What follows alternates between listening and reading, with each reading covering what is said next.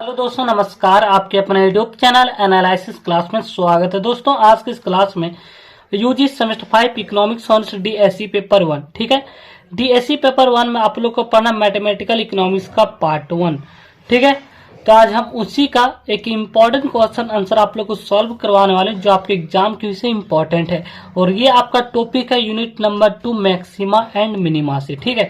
क्योंकि आपके सिलेबस में डीएससी पेपर 1 में दे रखा है मैक्सिमा और मिनिमा पढ़ना, लिमिट एंड डिफरेंशिएशन का ही टॉपिक है।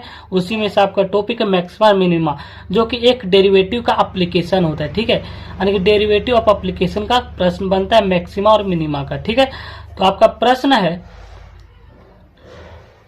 X, question number 1, y equal to 6x square minus x पर power q minus 10 by 11x minus 50, find करना मैक्सिमम वैल्यू और मिनिमम वैल्यू। अब यहाँ पे क्वेश्चन कुछ भी रहे, अगर आपको कंसेप्ट समझ में आ जाते तो आप कोई भी क्वेश्चन को सॉल्व कर सकते हो, बहुत इजी होता है।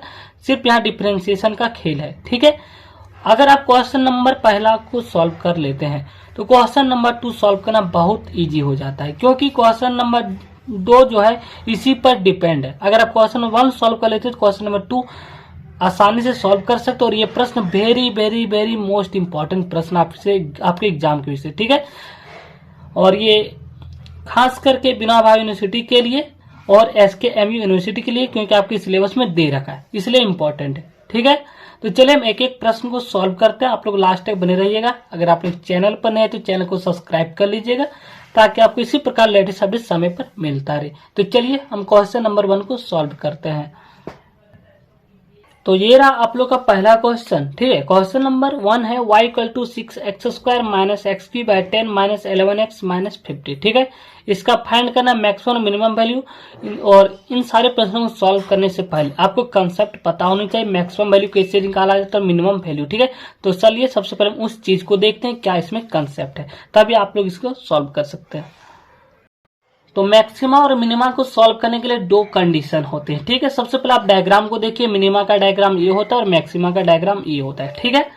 अब यहाँ पे इसको सॉल्व करने के कंडीशन होते हैं, जिसे फर्स्ट ऑर्डर कंडीशन कहा जाता है शॉर्ट फॉर्म में, ठीक है। और दूसरा कंडीशन ये होता है सेकंड ऑर्डर कंडीशन, या इसे second order derivative. First order condition मतलब फर्स्ट ऑर्डर डेरिवेटिव इक्वेट करेंगे 0 से, ठीक है। यानी कि फर्स्ट ऑर्डर कंडीशन जो भी आपको y का वैल्यू दिया रहेगा, इसको फर्स्ट ऑर्डर कंडीशन निकालेंगे, एक बार इसको डेरिवेटिव करेंगे और इक्वल टू 0 के रिस्पेक्ट में, ठीक है। इसके बाद फिर इसी का जो भी वैल्यू आएगा उसी का सेकंड ऑर्डर कंडीशन निकालेंगे। और अगर वो जो भी नंबर आएगा अगर 0 से छोटा आ जाए, तो यानी कि 0 से छोटा मतलब नेगेटिव वैल्यू आएगा, और नेगेटिव वैल्यू आएगा तो क्या में मैक्सिमा में चला जाएगा।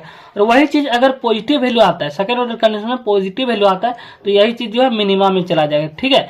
अब यहाँ से आप लोग को 3 पॉइंट प्राप्त होता है। पहला कंसेप्ट ये है कि अगर 0 से बड़ा हो सेकंड ऑर्डर कंडीशन तो मिनिमा में चला जाता है, अगर 0 से छोटा हो तो यह मैक्सिमा में चला जाएगा, और अगर सेकंड ऑर्डर कंडीशन इक्वल 0 के बराबर आ जाता है तो पॉइंट एट इन्फ्लेक्शन में चला जाता है, ठीक है।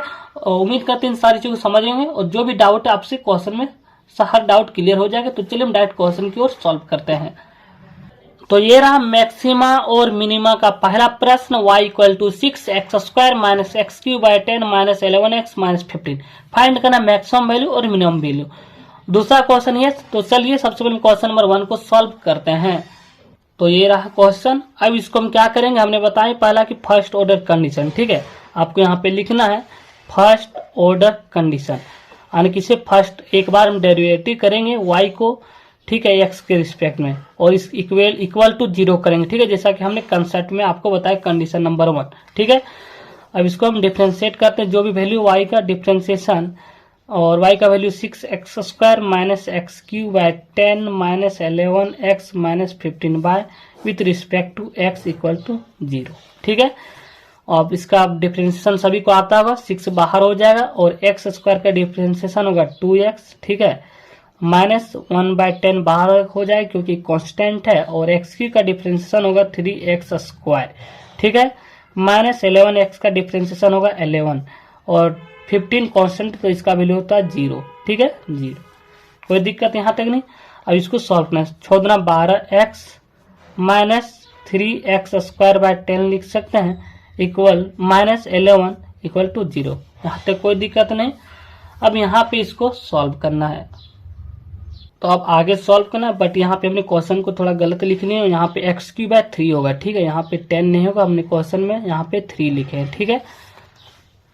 आपका जो क्वेश्चन था 6x² - x³/3 होगा, ठीक है। यहाँ पे 10 नहीं होगा, 3 होगा, ठीक है। क्वेश्चन में मिस्टेक था, तो यहाँ पे x³/3 होगा, 10 नहीं होगा, इसे आप लोग ध्यान में रखिएगा। तो चलिए आगे सॉल्व करते हैं। तो हमने सॉल्यूशन में भी अब सुधार लेते हैं थोड़ा, यहाँ पे 3 होगा, ठीक है। अब क्या होगा कि यहाँ 3 और 3 कट जाए, क्योंकि यहाँ पे आपका क्वेश्चन में 3 था, हमने मिस्टेक से यहाँ पे 10 लिख लिए हैं, ठीक है।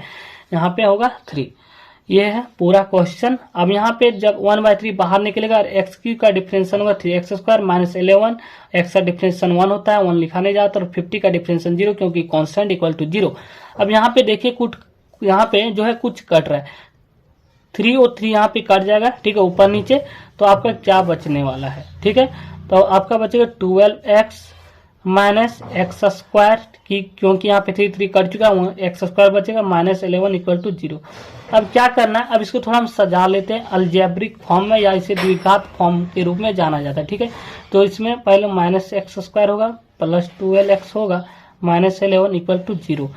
अब यहाँ पे दिख रहा है माइनस, तो माइनस को क्या करते हैं, कॉमन ले लेते हैं और माइनस इधर लाते तो ये माइनस हट जाएगा, ठीक है। यानी कि आप यहाँ पे डायरेक्ट सिंबल को बदल सकते हैं। यहाँ चलिए कॉमन लेते हैं, -x², यहाँ पे -12x बचेगा, क्योंकि माइनस प्लस 12x, यहाँ पे भी प्लस होगा, तो प्लस इंटू -11 आ जाएगा, ठीक है, कोई दिक्कत नहीं। अब क्या करना, इस माइनस को इधर आ जाएगा, और -0 नहीं लिखा जाता है, 0 लिखा जाता है, इसलिए आप डायरेक्ट लिख सकते हैं x² - 12x + 11 इक्वल टू 0। अब यहाँ पे द्विघात समीकरण जैसे गुणनखंड के फॉर्म में लिख सकते हैं।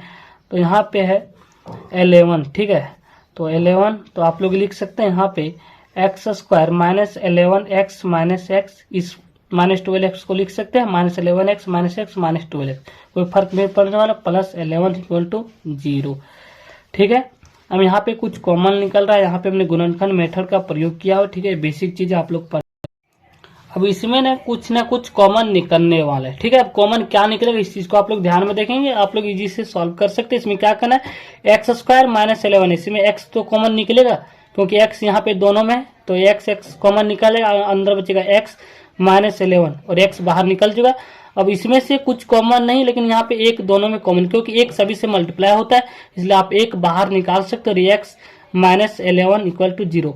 आप इसको जब सॉल्व कीजिएगा तो यही आने वाला, तो x into x x² - 11x -1 into x -x, minus plus और 11 0 इक्वल टू, ठीक है, कोई दिक्कत नहीं। अब आगे सॉल्व करना है। अगर आप यहाँ अगर ये चीज सेम आता है तो समझिए ये चीज सही, आप सही सॉल्व किए। अगर ये चीज सेम नहीं आ रहा तो कहीं के यहाँ पे गलत है, ठीक है। इसको आप लोग ध्यान में रखेंगे, x - 1 x - 11 इस रूप में लिख सकते हैं। अब आपको यहाँ पे x का वैल्यू 2 वैल्यू प्राप्त होगा। पहला ये होगा कि x का वैल्यू x - 1 इक्वल टू 0, दूसरा होगा x - 11 इक्वल टू 0। तो x का वैल्यू होगा 1 और x का वैल्यू 11। अब क्या करना है, इन दोनों वैल्यू को सेकेंड ऑर्डर कंडीशन में पुट करना है, ठीक है। तो अब जो फर्स्ट ऑर्डर कंडीशन आया उसी को सेकेंड ऑर्डर कंडीशन निकालना है, यानी कि उसको दोबारा डेरिवेटिव करना, जो फर्स्ट ऑर्डर डेरिवेटिव किया, यानी कि dy/dx जो भी वैल्यू आए उसको फिर डिफ्रेंशिएट करना है। तो यहाँ पे लिखेंगे सेकेंड ऑर्डर कंडीशन, ठीक है, शॉर्ट फॉर्म में, यानी कि d2y/dx²। अब यहाँ पर d2y यानी कि y का जो फर्स्ट ऑर्डर डिफरेंशिएशन है उसी को हम सेकेंड बार डिफरेंशिएट करने वाले, तो जो फर्स्ट ऑर्डर कंडीशन का जो वैल्यू है यहाँ पे लिखेंगे उसी का डिफरेंशिएट करते हैं। तो आप जो फर्स्ट बार डिफरेंशिएट किए थे, जैसे कि आप यहाँ पे देख सकते हैं dy/dx, तो dy/dx यहाँ पे हम यहाँ पे पहला डिफरेंशिएशन किए, और इसका जो सॉल्व करने के बाद जो यहाँ पे आया है लास्ट में सोल्यूशन क्या आया था, -x² + 12x - 11। यही चीज को हम दोबारा डिफरेंशिएट करने वाले, ठीक है। तो चलिए इस चीज को हम डिफरेंशिएट करते हैं। या सॉरी गाइज, यहाँ हम ऊपर वाला भी ले सकते हो, नीचे वाला भी, कोई दिक्कत नहीं, क्योंकि -x² + 12x और -11 कोई दिक्कत नहीं। आप चाहे तो ऊपर वाला ले सकते हैं, हम क्योंकि ऊपर वाला ले रहे हैं, ठीक है, सुविधा होगा। माइनस क्योंकि 6 इंटू 2x 12x, यहाँ पे 3 कट गया था, -x² बचा था और -11। तो ये रहा आप लोग का फर्स्ट ऑर्डर कंडीशन का वैल्यू, इसी का सेकेंड ऑर्डर कंडीशन निकालना है। तो चलिए इसको हम दोबारा लिखते हैं, 12x - x² - 11/dx equal to 0। अब 12x का डिफरेंशिएशन क्या होगा, 12 ही होगा, और x बाहर रहेगा, x 12 बाहर रहेगा क्योंकि कांस्टेंट, और x का डिफरेंशिएशन 1 होता है, 1 को लिखा नहीं जाता, ठीक है। x² का डिफरेंशिएशन 2x और 11 का डिफरेंशिएशन 0, ठीक है, तो 0 माइनस करेंगे, यही आने वाला 12 माइनस 2x। अब आगे क्या करना, अब यही तो गेम है। गेम ये है कि x का जो वैल्यू आया इसको यहाँ पे पुट करना है और यहीं से आप लोग का मैक्सिमम वैल्यू निकलेगा। हमने आप लोग को बताए थे सेकेंड ऑर्डर कंडीशन का वैल्यू अगर 0 से बड़ा होगा तो क्या होगा, अगर 0 से बड़ा होने की पॉजिटिव है तो किस में चला जाएगा, मिनिमम में, ठीक है। और अगर d2y bye D x square 0 अगर 0 से छोटा है, ठीक है, तो ये क्या किस में चला जाएगा, मैक्सिमम में, ठीक है। यही चीज x का वैल्यू जो भी आया अब इसमें हम पुट करेंगे। तो 12 माइनस 2 x का वैल्यू 11, तो 12 minus 11 into 2 22, 12 minus 22 equal to क्या होगा, -10 होगा, जो कि ये 0 से छोटा, अगर 0 से छोटा हो तो यह किस में चला जाता है, मैक्सिमम में। तो ये आपका मैक्सिमम बिंदु प्राप्त हो चुका है 11, ठीक है। Next value x equal to 1, अब 1 को भी पुट करेंगे तो 12 माइनस 2x, तो 12 माइनस 2 इंटू एक्स का वैल्यू 1, तो 12 माइनस 2 इक्वल टू 10, जो कि ये 0 से बड़ा है। 0 से जो बड़ा होता है सेकेंड ऑर्डर कंडीशन वो होता है मिनिमम वैल्यू, ठीक है, मिनिमम। तो यहाँ पे आप लोग लिख सकते हैं x इक्वल टू 1, जो कि यह मिनिमम वैल्यू है, और x इक्वल टू 11 होगा, ठीक है। 11 जो बिंदु है वह मैक्सिमम पर होगा, मैक्सिमम शॉर्ट फॉर्म में। तो ये रहा आप लोग का मिनिमम और मैक्सिमम वैल्यू, इस प्रकार सॉल्व कर सकते हैं। तो इस प्रकार क्वेश्चन नंबर 1 कंप्लीट सॉल्यूशन होता है। तो चलिए अब क्वेश्चन नंबर 2 को सॉल्व करते हैं। नेक्स्ट प्रश्न आपका क्वेश्चन नंबर